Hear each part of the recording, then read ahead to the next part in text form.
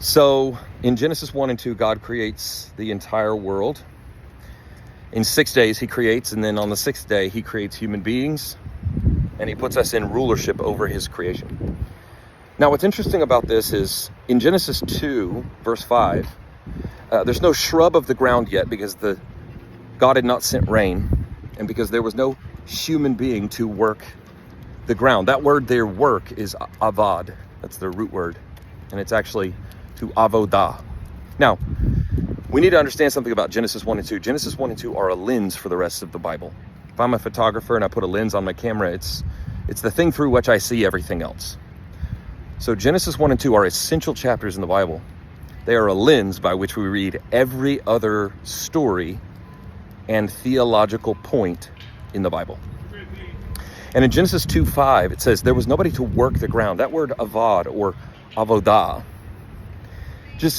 it means not only to work, but it means worship or service. In fact, the same exact word is used in Joshua chapter 24, verse 15, where it says, Joshua said, as for me and my house, we will worship the Lord. We will serve the Lord. We will avodah the Lord. And then later on, it's used of the priests in the temple to do their ordering in the temple. They are to avodah God by ordering the temple, to serve, to worship, or to work. And then in the New Testament, Romans chapter 12, verse 1 and 2, it says God calls us to use our instruments, our physical body, to honor him, which is our reasonable service or worship. This is the Greek form of that same word. So when we talk about worship in the Bible, worship is not just singing songs, although that is an important form of worship. Worship, according to the scriptures, both in the Hebrew and the Greek, is the understanding of our work in the world.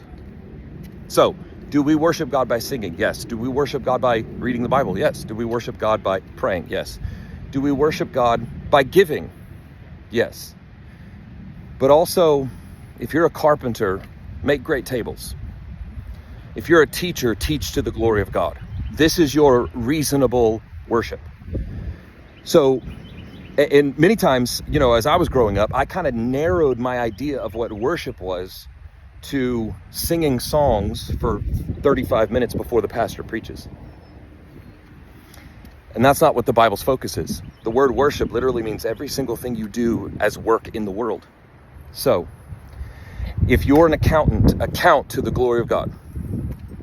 If you're a professional athlete, play to the glory of God. If you're a pastor, preach to the glory of God, serve to the glory of God.